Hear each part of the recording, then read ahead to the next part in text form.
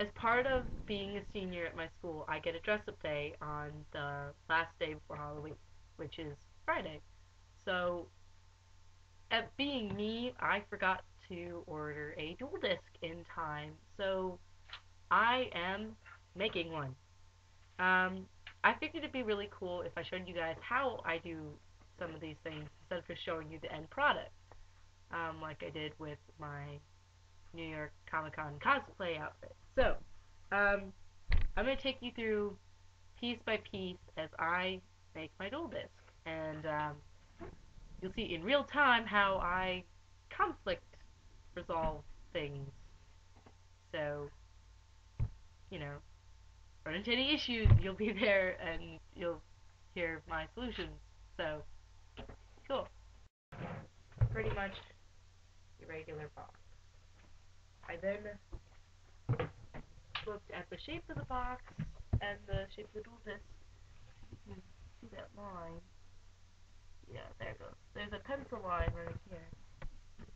I looked at the shape of the dual disc and noticed that it's pretty much two parallelograms connected like this. So I marked off where I wanted to cut in the box, the pieces that I wanted for my dual disc. So as you can see, I started cutting here. I have to cut this part off, and I have to flip this side. But that will be the first step. Okay, so I have my two pieces cut out here, cardboard. You can see they're the same width because I cut them out of the same part of the box. So if you're going to try doing what I'm doing, I used this part of the box, which I think turns out to be the side when you're using it. Anyway, I've taped them here, but as you can see,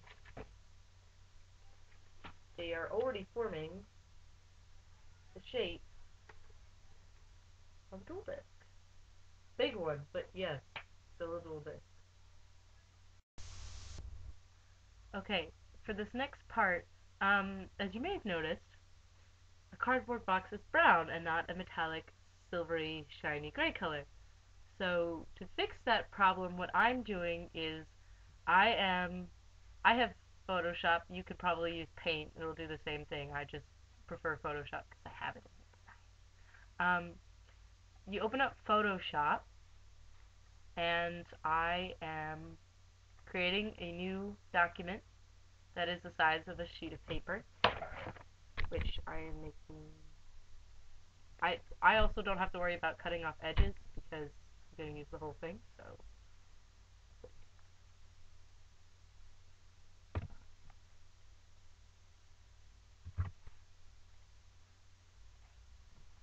Okay, and then what I'm doing is I am selecting a gray color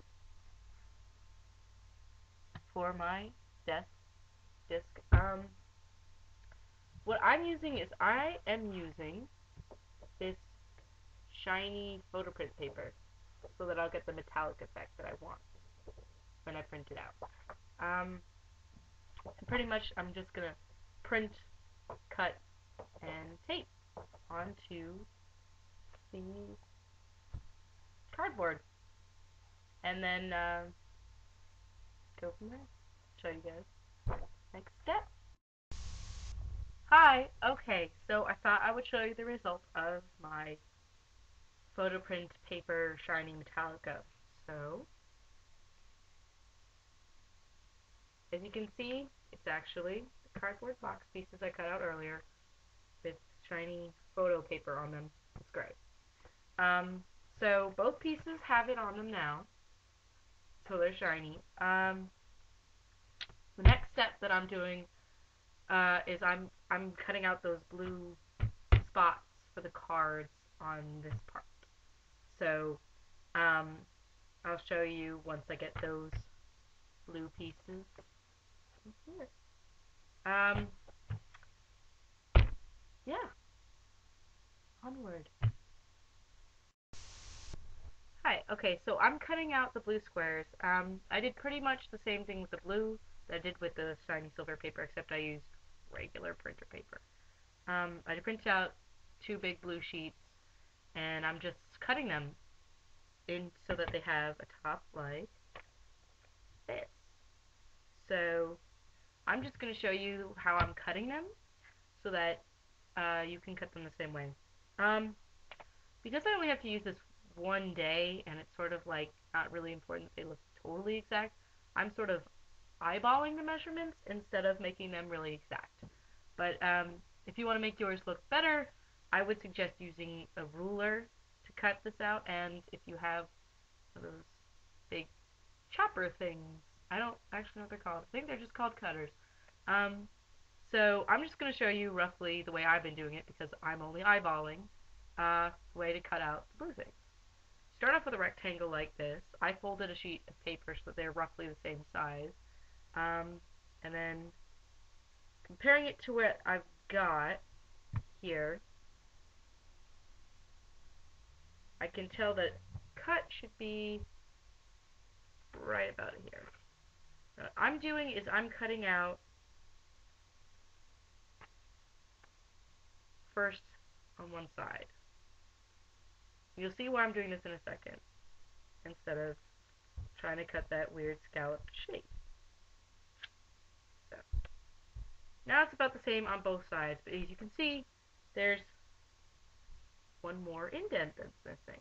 And what I can do from here, because it goes in one more time, is I can actually just cut it about halfway.